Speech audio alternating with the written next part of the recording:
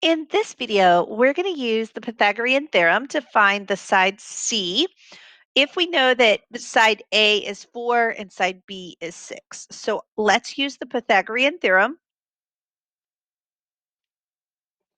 and we'll substitute 4 for A, we'll substitute 6 for B, and we'll solve. So 4 to the second, you can use your calculator. That will give you 16, plus 6 to the second, that's 36. And then you can add those. 16 plus 36 will give you 52.